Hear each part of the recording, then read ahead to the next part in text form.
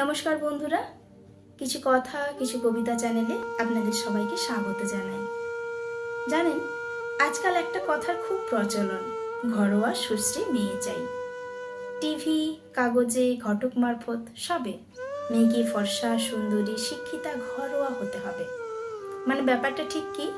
মানে সারাদিন ঘরে বন্দি থাকবে, বাড়ির সমস্ত কাজ যেমন বাসন মাজা, রান্নাবান্না, ঘর পরিষ্কার করা, বাচ্চা মানুষ করা, এটসেট্রা এটসেট্রা সব করা। মানে তার পরের ঘর ছাড়া তার আর অন্য কোনো দুনিয়া থাকবে না, এমন? সত্যি কি এক্স্যাক্ট ঘরোয়া মেয়ে নামক কোনো সংজ্ঞা আছে?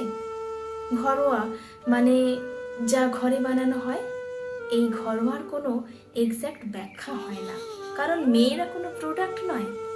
ঘরোয়া মেয়ে হলে ঘরোয়া ছেলেও হওয়া উচিত।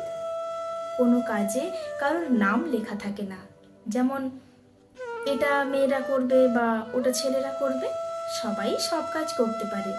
এগুলো আসলে সমাজের নিয়ম। আর মানুষকে কেউ কখনো নিজে হাতে বানায় না যে তার রং বিচার হবে। যে যে রং নিয়ে জন্মায় সেটাই মেনে নিতে এখনো অসুবিধা কেন? আমরা কেউ নিখুঁত নই।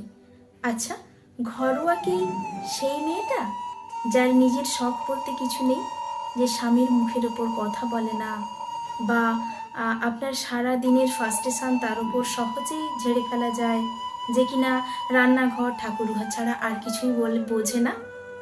আপনার বাড়ির ছেলের স্কুলের সমস্ত দায়িত্ব নিজের মাথায় নেয়, বিদ্যুৎ বিল থেকে শুরু করে জিএসটি বিল সবটাই সে মিটিয়ে দেয়। বা ধরুন আপনার বাড়ির কারোর শরীর খারাপ হয়েছে, তখন প্রেসক্রিপশন অনুযায়ী তার মেডিসিন আবার নিয়ে আসা। তাই বুঝি ঘরোয়া মেয়েটাকে একটু শিক্ষিত হতে হবে বলুন? জানেন, আমরা না সামান্য আধুনিকা, কিন্তু দেখবেন যারা আমাদের আগের জেনারেশন, মানে যারা 45 বা 50-এর ঊর্ধ্বে, তাদের বলছি, বয়স কেবল সংখ্যা মাত্র। আপনিও চাইলে আপনার মন মতো চলুন না, বাঁচুন না, ঘরোয়া ব্যাপারটাকে ছুঁড়ে ফেলুন সমাজের বস্তা পচা আস্থা করে। যেমন ধরুন, আপনার কখনো লাল শাড়ি পরতে মন চাইছে, পরুন, মন ভরে ঠোঁটে লিপস্টিক পরুন, মুখে মেকআপ করুন, নিজে না পারলে পার্লারে যান, নিজের ইচ্ছেকে প্রাধান্য দিন। সবাই খারাপ বললে বলুক, কিন্তু আপনার এটাই মন চেয়েছিল, তাই না? হঠাৎ কোথাও ঘুরতে যেতে ইচ্ছে হলে বেরিয়ে পড়ুন, সমুদ্রের সামনে ঘন্টার পর ঘন্টা হাসুন, পড়ে থাক সব বাড়ির কাজ, পড়ে থাক পার্কে যান, মন খারাপ করলে অফলাইন অনলাইনে বন্ধু বানান, আরও আরও যা করতে ইচ্ছে করে, যা পারেননি সময়ে আজ করুন।